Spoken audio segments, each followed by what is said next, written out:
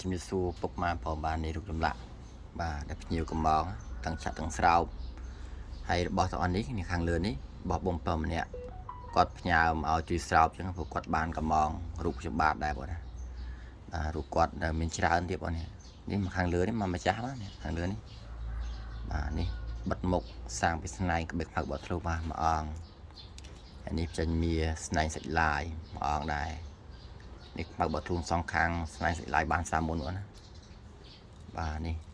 អីសីគង់លើខ្លានឹងគាត់យកដែរចុះផ្ញើក្អែកជូនគាត់ដែរនេះព្រះអង្គសៀវវលីគាត់ដែរនៅគាត់នៅ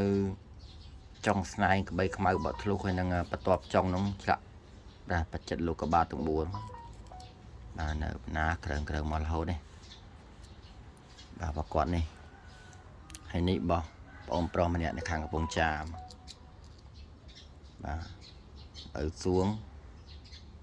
តាបមីស័យព្រះអង្គភក្កណេះ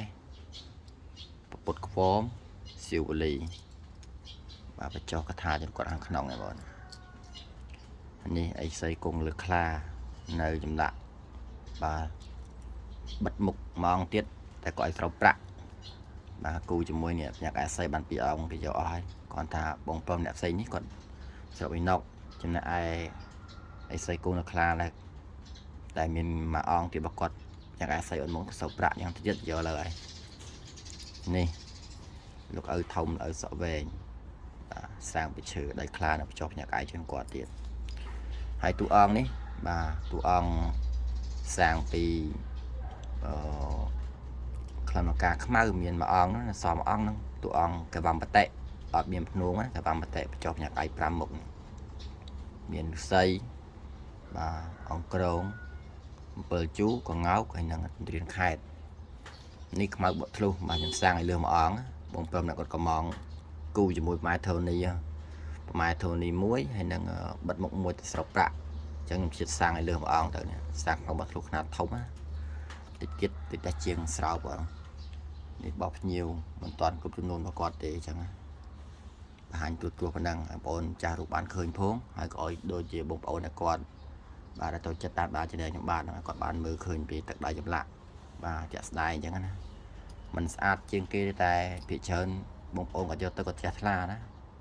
បាទគាត់ពេញចិត្តអាហ្នឹងសម្រាប់មតិបងប្អូនគាត់បានឆាតមកទឹកដៃគាត់អាចទទួលយកបានអញ្ចឹងជួបខ្ញុំទៅជាងឆ្លាងបងប្អូន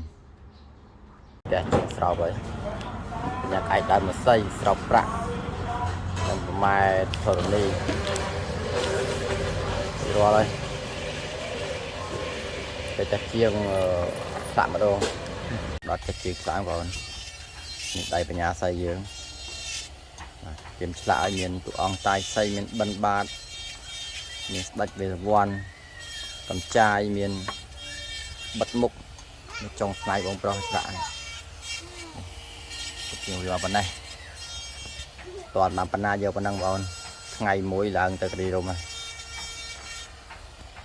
តាមចាក់ដៃទៅ